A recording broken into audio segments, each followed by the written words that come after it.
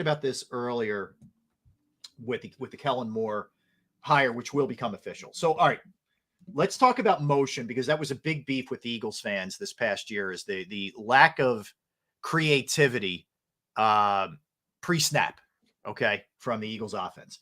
So, they were 32nd last in the league in pre-snap motion last year. The Eagles were.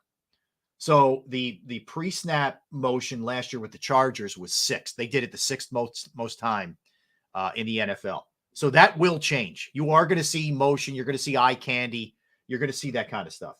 The Cowboys, during his time when Kellen Moore was there, were generally in a top 8 against the blitz.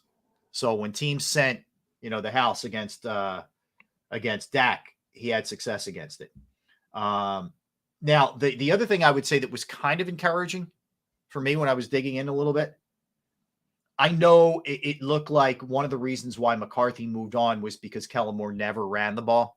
Mm-hmm. But in his last year there in 2022 in Dallas, they ran it the 9th most in the NFL in terms of attempts.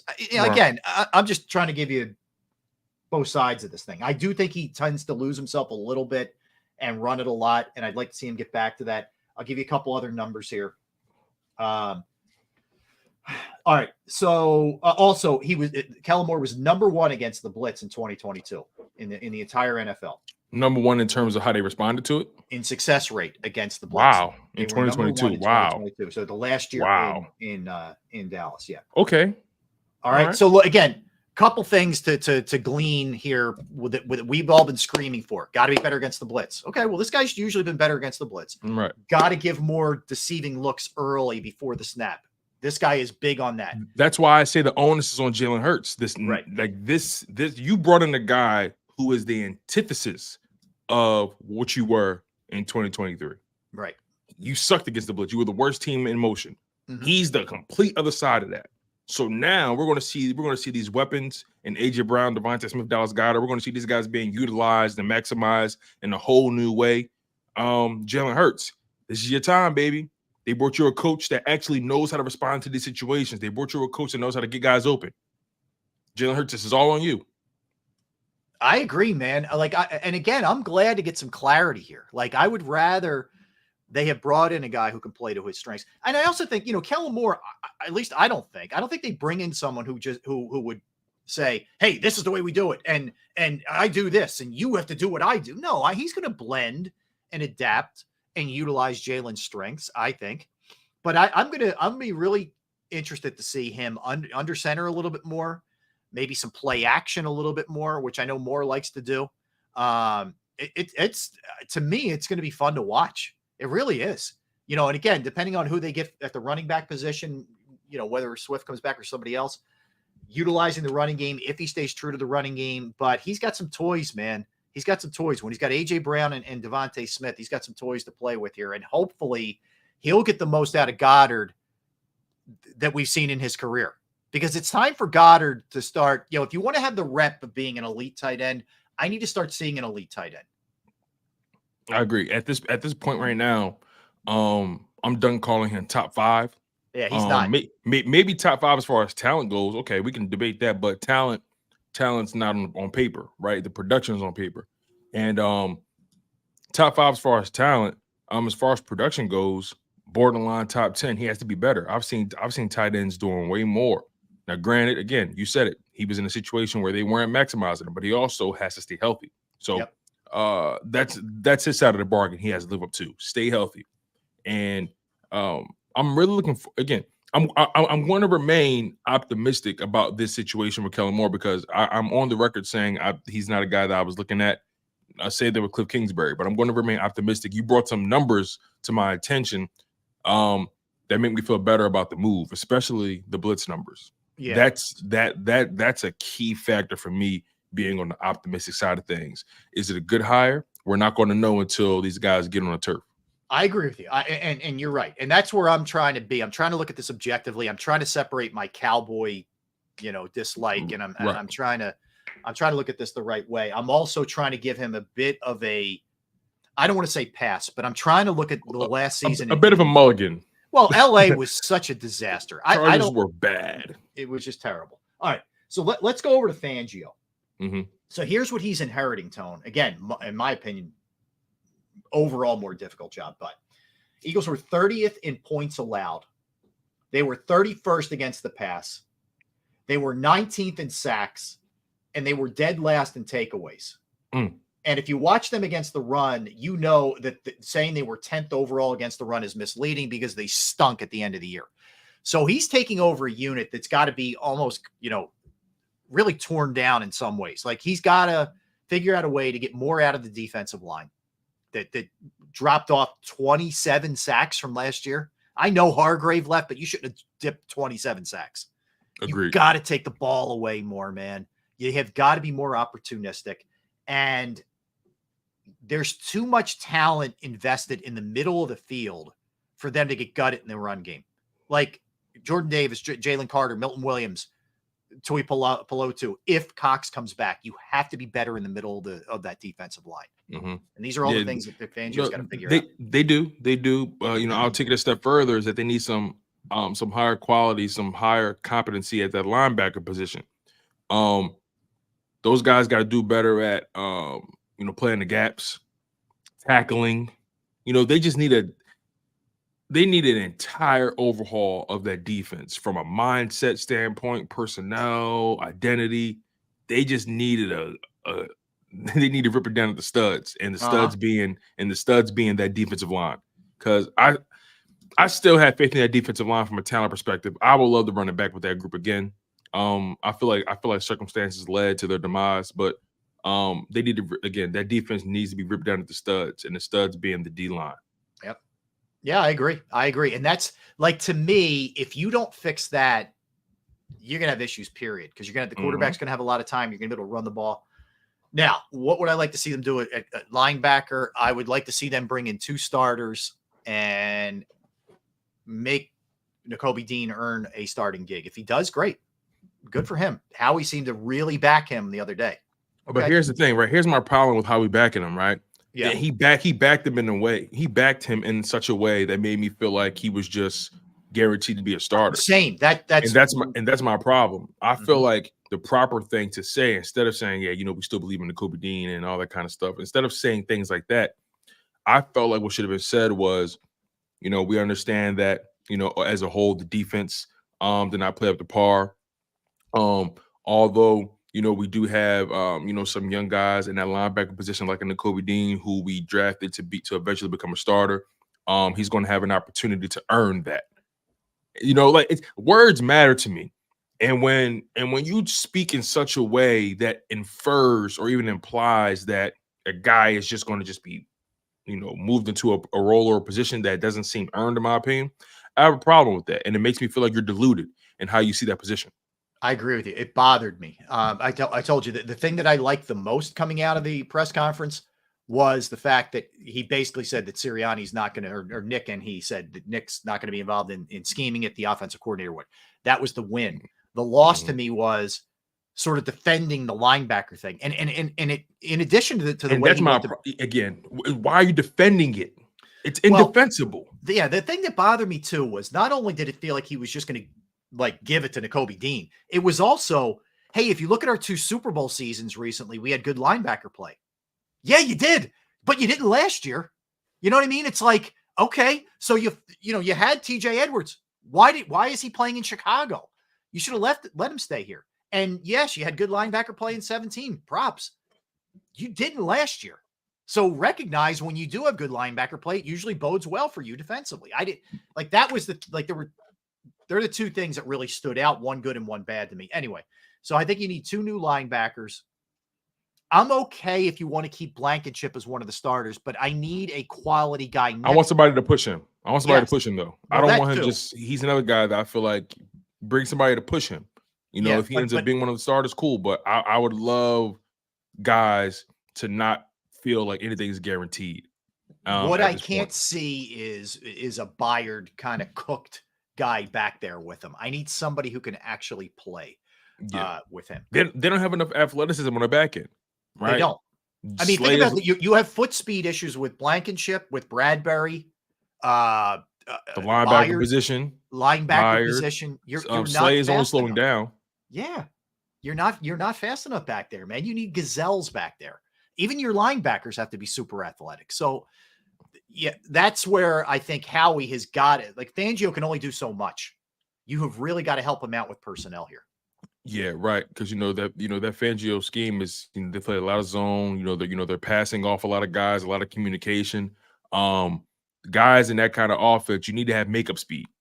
That's the kind of speed you need to have to play in that kind of defense, in my opinion. You need to have makeup speed. You need to have the kind of speed where if a guy does get behind you a bit, you can catch up, or a tight end can't lose you going laterally if he's running a cross or a drag route. You know what I mean? So it's just they're going to need some more athleticism on that back end. Here's something that I want to bring up to you though. Sure. Going back to Kellen Moore. Kellen Moore, remember, he interviewed for that Eagles job. You brought it up, right? He interviewed in 2021. Mm-hmm. Okay. All right. So he has experience speaking with the Philadelphia Eagles. He already was being considered for the job in 2021. Sirianni ended up getting the job in the end. Okay, fair enough. Kellen Moore goes back to the drawing board, becomes an OC in Dallas, for being a quarterback's coach. He does great work. Gets a second job in LA. Okay, all right. Now he's back in Philadelphia as the OC. All right. We know Nick Sirianni's situation. The clock has started ticking on Nick Sirianni. We've debated back and forth. Should they just fired him in the first place? If you're going to go in a whole new direction on offense, what does he do here? What's his role? We go back and forth about Nick Sirianni's status with the Philadelphia Eagles. God forbid something goes wrong. Is Kellen Moore in position to become the Philadelphia Eagles' next head coach if Nick Sirianni fails? It's a great question. I don't know, Tone, and this is the approach I'm taking because it's fair because I think people are looking at it from a couple of different ways. Like if you bring in a younger guy who has a lot of success as an offensive coordinator, you might lose him, right? Somebody might grab him up to be the head coach somewhere. Mm-hmm. Or if it goes sideways, does maybe Kellen Moore elevate and Nick gets bounced? I don't know, maybe. Mm-hmm. I'm so concerned with 2024 that whatever happens beyond that, I'm trying to just have tunnel vision in 2024. I got you. But here's the thing. I mean? But it's a fair question. It is. Howie Roseman is unilaterally known for hedging his bet. He doesn't make any decision without any contingency in play. Sure. He's always trying to play 10 steps ahead. I get it. Kellen Moore is 35 years old. He's one of the brightest minds in the game right now. He's going to be a head coach one day. Yeah. Nick Sirianni, his seat is already heating up because of everything that we've experienced. Yep. You think Howie Roseman hired Kellen Moore just for the OC job? I think he hired him. It was almost like a 2-for-1. Yeah. But it's how can I word this? You're killing two birds with one stone, and you're not even really trying to kill the bird. Really, you got a 2-for-1, and you weren't really looking for the 2-for-1. But it's like, hey, in the event of I got this young hot shot who's going to be a head coach someday, maybe it'll be here, maybe it won't. But at least I got the guy in the building, and if things go south with the guy I currently have at the at the head coaching spot, he can just move right in. Yeah. Again, he's a young guy, and it'll be a smooth transition. He already interviewed for the job before, so he already is, in their mind in that regard. They brought him back. They got enough. They liked him enough to bring him back for the OC job. I'm telling you, Howie Roseman is hedging his bet with that Kellen Moore hire. Fair question, right? And it could be. And it's also a tryout. Let's see how well he does. Let's see how much we like him. If he doesn't do well as the offensive coordinator and Nick has a bad year, they're all out of here, right? It's almost like a trial season for him in that sense. Look, I think you make a fair point, Tom. I think it could be that way. Anything can happen. I'm trying to think, is there a precedent, though, like in the league where the head coach gets bounced and one of the coordinators steps up? It's a house cleaning if the coach gets whacked. Usually. But typically those guys were a part of the original staff of that head coach. Yeah, who had been with them for a while. Right. Nick Sirianni has been through 3 OCs since he's been in Philadelphia. He's entering his 4th season as their head coach. He's been through 3 OCs. Kellen Moore, being the 3rd. There's no connection between Kellen Moore and Nick Sirianni. There's no connection between Vic Fangio Nick Sirianni. This Nick Sirianni, once again, like last season, Sean Desai was the one that had to watch his back. Yeah. This year is Nick Sirianni. Yeah. I look, fair. So, you know, I don't know. So you know, like I don't know. It's hard not to be able to see that path. Right. You know, yeah. I mean, we've seen coaches, you know, lose their job and then guys step up as the interim, and we've seen them become the full, you know, the full-time head coach. Antonio Pierce, that just happened. You know, it's happened, but I think you are right though. We do have to dig a little deeper to find the precedent for that. But again, a guy like Kellen Moore, 30, it's not like he's an older guy. He's a young guy 35. who's going to be a head coach one day. Mm-hmm. He's very smart.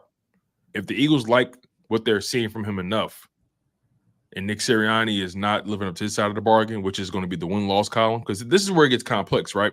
What are we gauging Nick Sirianni on anymore, right? He's not going to be in control of the offense, so are we're strictly judging him off the win-loss column? It's win-loss, yeah, and 1,000%. And if the Eagles go 9-8, or if they go 8-9, 7-10, I think he's gone. I think he's gone. He's gone. He's gone. Yeah. If they don't win I bet you this. If they don't win the division, he's fired. Well, I don't know if it's division. Like if they're a wild card team and they still get to an NFC championship and or a Super Bowl, then I think he's fine. But I'm with you. Like this was his mulligan year. I don't care they won 11 games. This was his mulligan year. The way that finished and the way they got bounced, this is it. Mm-hmm. He's on double secret probation now. Like he's got nothing left. Like there is absolutely zero wiggle room for him not to have a big time year as the coach. Yeah, and again, 11-6 is not a terrible record. It's how you got there. That's what's concerning. It's not. That's what's concerning. If these losses were sprinkled throughout the year, it looks way different. And if you didn't, but the problem is, A, you lost 6 of 7. B, you lost to the Giants, you lost to the Cardinals, and you got smoked in the wild card round. Mm-hmm. That's what you can't get around. Lost to the Seahawks. Yeah, lost to the Seahawks with a backup quarterback. Yeah, what is it? I want to say 3 of your 3 losses came against teams who aren't in 4, right? Jets, Seahawks, Cardinals, Giants. 4 of your 6 losses came by way of teams who didn't even sniff the playoffs. Right. Make it make sense, man. It doesn't. Well, that's the problem. And here's the other thing. Like we all know, right? Eagles should be 14. They should be 15-2 by that logic, right? Logic. Well, even if you survive, let me put it to you this way. Whenever you take the extreme measures of firing both coordinators and the coach survives, that usually means like, dude, this is it for you. Like we're making the changes around you. We're allowing you to be the CEO. We're allowing you to manage everything so you can really be an attention to detail guy. If this looks sloppy, if we feel like you have lost the footing here, like you did last year, they won't hesitate to pull the trigger. I don't think Tone, if this is a bad start, he won't survive the year. Exactly. So again, that's why I'm telling you, Kellen Moore is the bet hedger. If they fire Nick Sirianni, well, think about it from this perspective. At this point, his whole staff is not even here anymore. The only person, the only lap dog they'll let him keep may be Kevin Patullo. That might be the only person they let him keep. Maybe. But let's just say they off his entire staff, and Nick Sirianni is the last Mohican, and Kellen Moore brings in the people he wants. Yeah. What's tethering Nick Sirianni to this franchise? Nothing. So if things don't go well, let's say the first 8 weeks, the Eagles are 4-4. He gets offed. Kellen Moore, becomes interim head coach.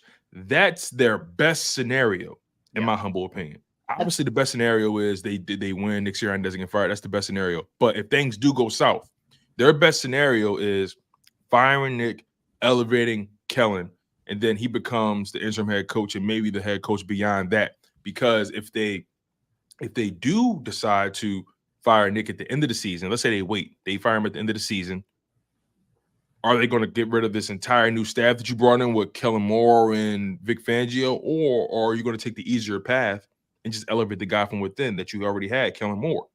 because I can't see them firing 2 staffs entirely in 2 seasons. I don't can't know. see that. So Yeah, that's why I feel like Kellen Moore is the clear hedger of bets in this situation. I feel like if it's bad, everybody gets whacked. But you never know. You never know. They care about optics in his organization. They care about perception. Yeah, I have a hard time seeing them, completely off two entire staffs in the span of 2 years. Well, the only one who I think survives for sure offensively from last year, last couple of years, whatever, is Stoutland. Like I don't, Patula, anybody could be gone. And I don't know about guys who are like quality control assistants. I'm talking about like the quarterback's coach. They're already telling Alex Taney to go talk to other teams. You're going to see a lot of staff turnover, in my opinion, because I think they want whatever happened last year, just clean it, man, clean it out of there. And the same thing, like I'd be very surprised that Tracy Rocker survives, who's the D-line coach, with the way that D-line played. That's a good point. Yeah, because they are going to look at him at the end of the day.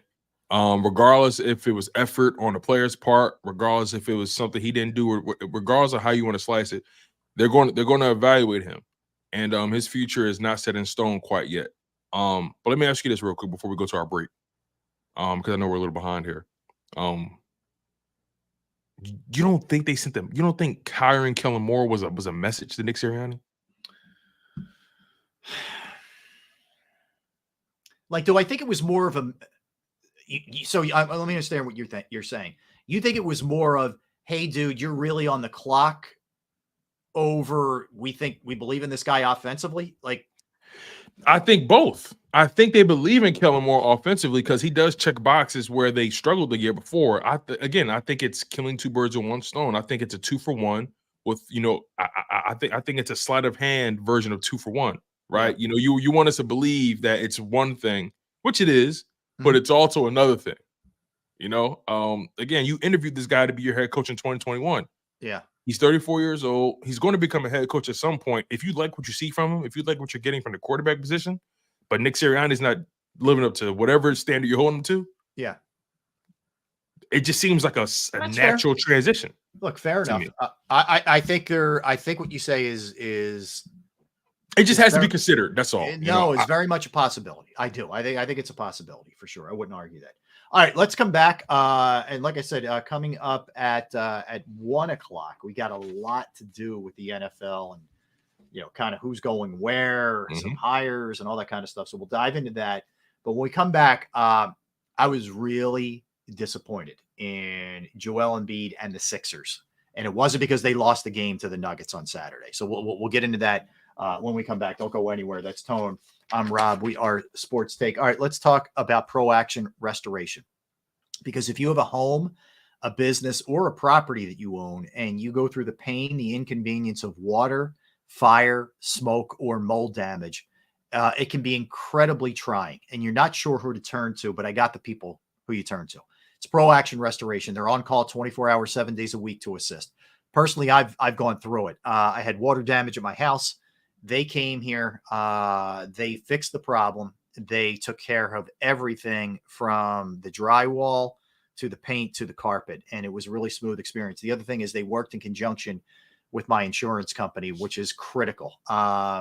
So just again, the other part you want to make sure is anybody you're dealing with is legit, and Pro Action Restoration is licensed, bonded, and fully insured. And they've been serving the tri-state area for more than 2 decades. So again, water, fire, smoke damage, mold remediation, you name it, they can handle it. Give them a call, 610-623-3760, 610-623-3760, or online at proactionrestoration.